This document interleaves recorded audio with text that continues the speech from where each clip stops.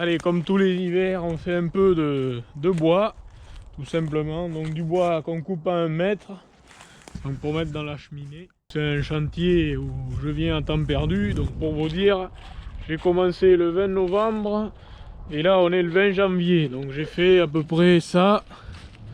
Il doit y avoir 20 ou 25 mètres de bois, donc il n'y en a pas beaucoup, mais il y en a assez pour nous. Donc je n'y fais pas des grosses journées, j'y reste 1 heure, 1 heure et demie, voilà. Je fais en principe mon plein de tronçonneuse, donc je range les branches et les tisons, et puis voilà. Et je reviens la fois suivante, donc on a quand même du beau bois. Hein. Vous pouvez voir, il y en a une bonne partie à fendre, donc les gros ils sont à part. Allez, là c'est du petit, là c'est du petit, au milieu c'est à fendre. Voilà. Alors il n'y a pas grand chose, mais c'est toujours ça. Donc là c'est vraiment des beaux arbres que vous avez devant vous là. Et là je suis en haut, je suis en train d'éclaircir, c'est du bois beaucoup plus petit. Donc j'ai passé beaucoup de temps, il y avait des branches, il y avait du lierre. Mais bon, ça nettoie, l'idée c'est de faire un peu une bande comme ça, de pas commencer n'importe où. Et voilà, ça fait un peu une ligne, ça fait plus joli comme ça que non pas de couper le bois qui est ici et laisser en haut, c'est un peu bête. Donc en fait j'ai commencé ici et je me suis dit mince, c'est dommage de ne pas commencer là-bas à l'entrée et de faire une bande en descendant. Donc j'ai bien avancé, là je vais essayer de nettoyer ce petit coin et puis après on repartira peut-être dans du gros bois là-bas. Voilà.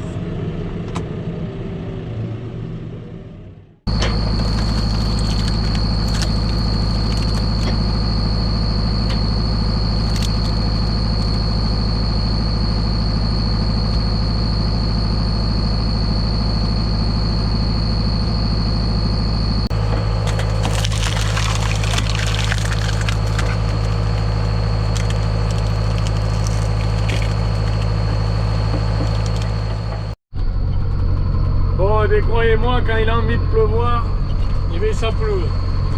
Au mois d'août, il n'y en aura pas tant. Je suis carrément tout souillé de pluie. Mais bon, si on attend qu'il fasse beau pour faire quelque chose, c'est pas possible. Donc bon, faut faire le sacrifice de se couvrir un peu et de se mouiller. Ça en est avancé un peu ce matin. On verra ce qu'on fait plus tard. Mais bon, c'est compliqué. Bon, maintenant ce qui va se passer, on va refaire la caisse à graines des brebis qui agnellent. Donc je mets principalement de l'orge avec un peu d'avoine. Après on rajoute du soja et du maïs donc pour apporter de la protéine. Ça en blanc c'est de la chlorure de magnésium ou du chlorure de magnésium et des minéraux. Donc c'est parti, on va faire tout ça. Mélanger tout ça, comme ça me fait un stock d'avance pour une bonne semaine.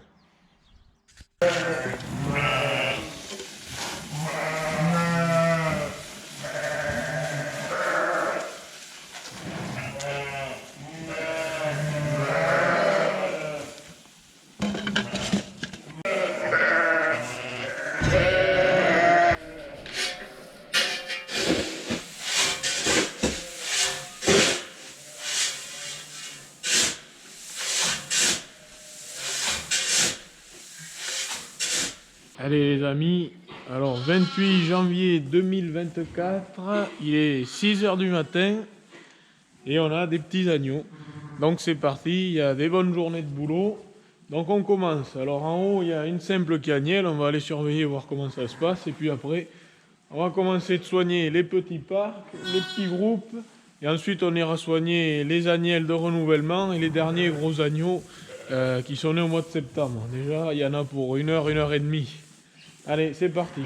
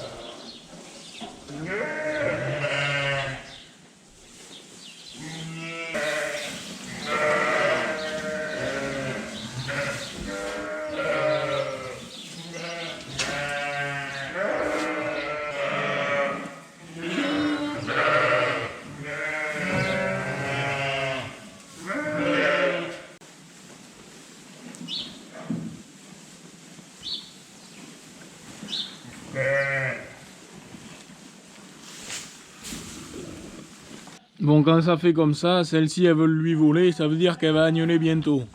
Non! C'est pas le tien.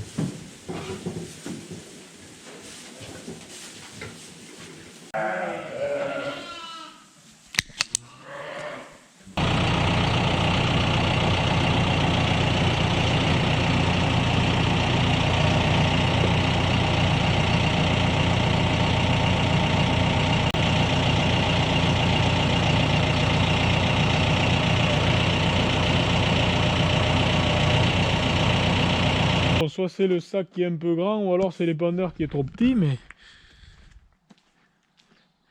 j'ai bien cru que ça rentrerait pas.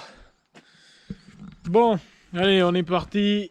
Donc 18 février, et on va apporter des premiers engrais donc sur le régras. Donc le régras, c'est une graminée, c'est une plante qui pousse en premier au printemps. Dès la sortie de l'hiver, ça commence de pousser. Donc il faut l'apporter en principe 40 ou 50 jours avant la récolte. Et donc comme là c'est en pâturage, début avril d'habitude on y met les brebis, donc c'est les bonnes dates. Ils annoncent de la pluie. Voilà, donc je regarde. Voilà, ça se passe bien. Les pendeurs sont à peu près fixes au niveau des stabilisateurs et à peu près de niveau. Ça, il n'y a pas de souci. On n'est pas super bien équipé, on n'a pas de GPS, mais bon, on essaie de faire le travail à peu près correctement pour pas gaspiller l'engrais. Donc nous on est en largeur d'épandage de 12 mètres dans nos petites régions d'élevage, on n'a pas des grandes largeurs. Donc c'est parti, on va voir ce qu'on peut faire. Alors les jours de beau temps, vous voyez, on commence à sortir les brebis pour économiser le foin dans les parcelles qu'on va labourer bientôt pour semer en herbe. Elles sont contentes de se dégourdir les pattes. Regardez, on voit les lignes du SMI.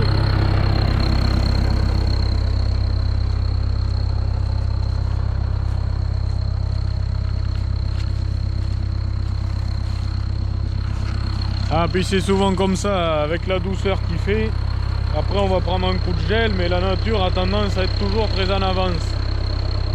Donc ça c'est un problème qui revient souvent, mais bon on n'y peut rien.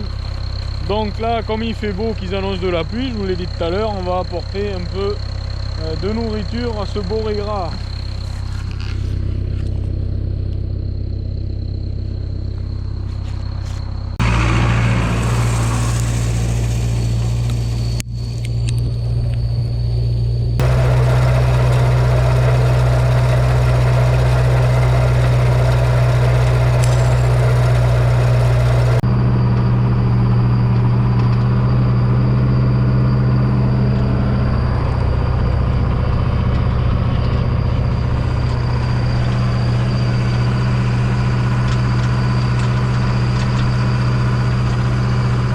Allez, on se retrouve début mars.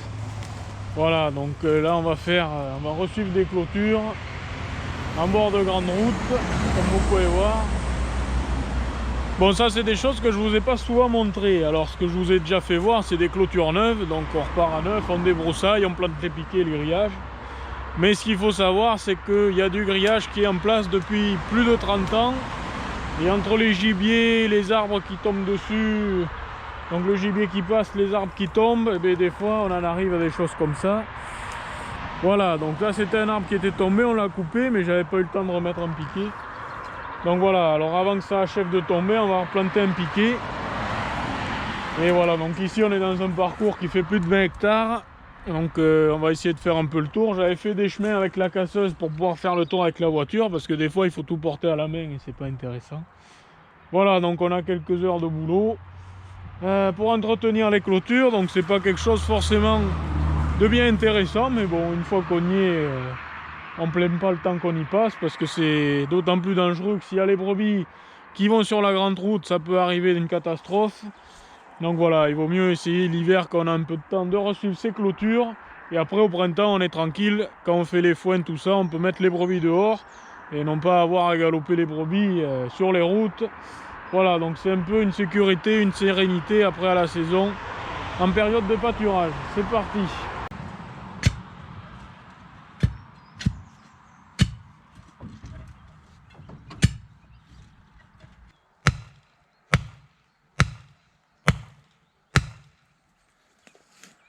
Allez, hop! Les crampons et c'est bon!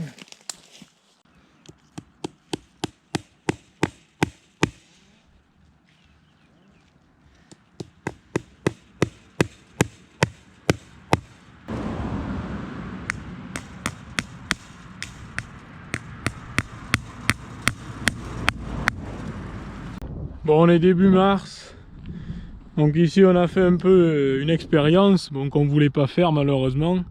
Et vous le savez, cet automne ça a été une catastrophe pour semer les céréales. Donc on a semé l'avoine d'hiver ici autour du 20 janvier, je ne sais plus quel jour c'était, ou même le 23 ou 24 janvier. Voilà, donc elle est née, elle est en ligne, on voit bien les rangs. Donc il y a eu 2 ou 3 jours de gelée, donc vous le savez ou pas, pour que la céréale monte en épi, que l'épi monte dans la graine, il faut qu'il y ait absolument des jours de gelée, sinon l'épi ne monte pas, il n'y a pas de grain. Donc on verra ce que ça donne. Voilà, si vous avez déjà eu des expériences comme ça, voilà, parce que c'était pas trop la saison de semer l'avoine d'hiver. Normalement ça se sème plutôt début octobre. Et vu des conditions, c'était gras, c'était pas possible. On l'a tenté quand même, un jour que ça s'était essuyé. On verra ce que ça donne, et puis sinon on la fauchera, on en fera de l'enrubanage ou quelque chose comme ça. Voilà, donc si des fois vous avez des expériences comme ça, du genre, n'hésitez pas à le dire dans les commentaires, ça m'intéresse. Voilà, donc on verra bien, puis de toute façon, comme on dit, il y en aura bien autant que si on n'avait rien semé. Voilà, allez.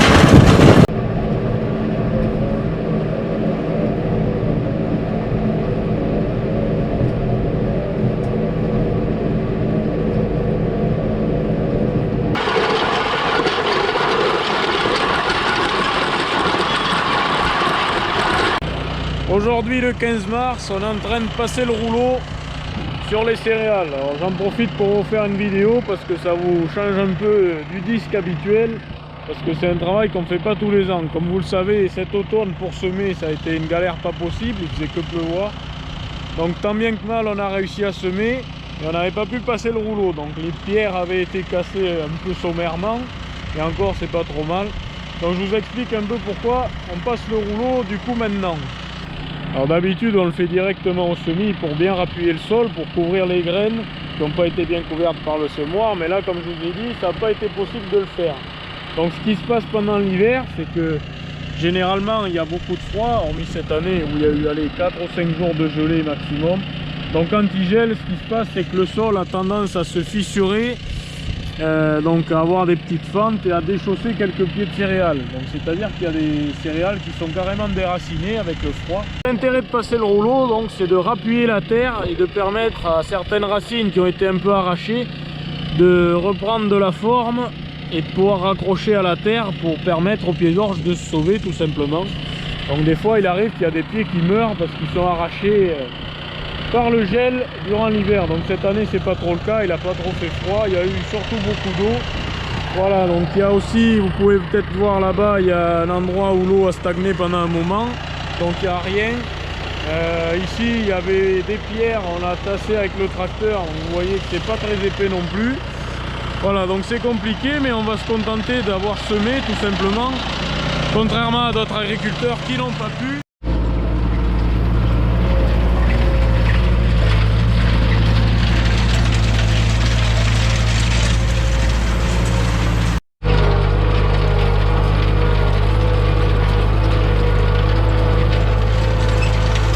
Bon ben c'est pas souvent, mais il y a des fois où la casseuse peut rien faire, donc là ce sera le tracteur avec le godet.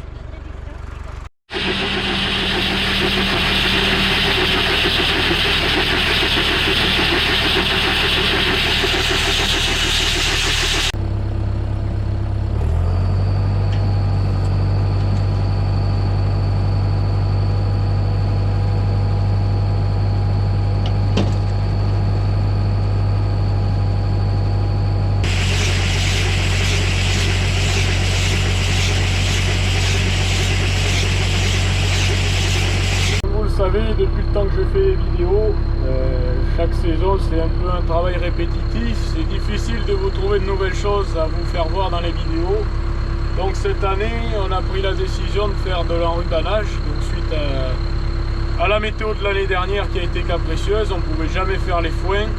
Donc on s'est aperçu des fois qu'en pouvant faucher un peu plus tôt, on avait de la repousse derrière. Donc on a décidé de faire de l'enrubanage. Donc l'enrubanage, ça consiste à mettre des bottes à moitié sèches sous plastique pour les conserver. Alors ça a plusieurs intérêts, ça permet d'avoir de la valeur alimentaire pour les brebis, ça permet aussi d'économiser de la place de stockage dans les hangars parce que nous on est un peu limite à ce niveau là, donc ça permet de stocker des bottes à l'extérieur et ça permet donc aussi d'avoir de la repousse derrière pour faire pâturer aux brebis et pourquoi pas avoir de la seconde coupe. Voilà, donc on a investi dans cette petite machine que vous voyez là. Donc ça me permet de travailler tout seul, à condition que les bottes soient faites bien sûr. C'est pas un poste fixe, j'ai pas besoin de tracteur, j'arrive à me débrouiller tout seul. Voilà, c'est des commandes mécaniques, un peu comme la tailleuse de haie, vous voyez. Là j'ai le bras de chargement.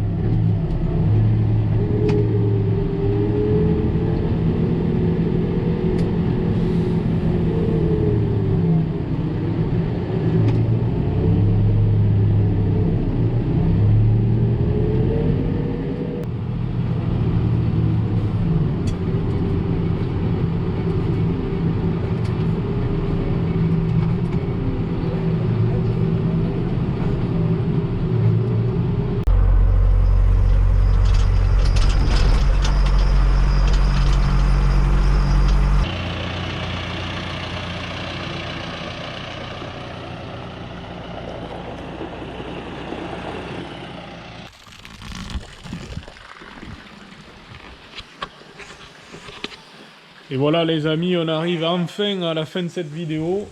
Donc qui retrace tout ce qui s'est passé, tout ce que j'ai pu filmer au cours de l'année 2024. Et comme vous voyez, on est sous la pluie. Donc voilà, c'est l'image de 2024, de l'eau. Un peu comme partout en France. Donc il y a eu des récoltes de foin énormes, les céréales pareil.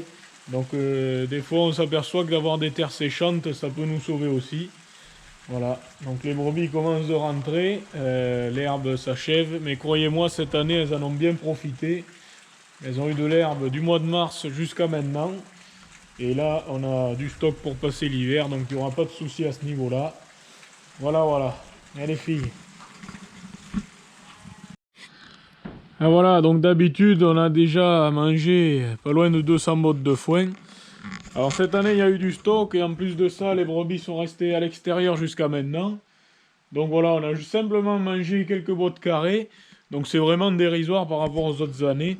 Donc voilà, les années se suivent et se ressemblent pas. Je vous remercie à tous d'avoir suivi cette vidéo qui est un peu longue. Je vous souhaite à tous d'une bonne fin d'année, des joyeuses fêtes. Et puis on se retrouve l'année prochaine pour la suite. Je vous en dis pas plus. Allez, ciao!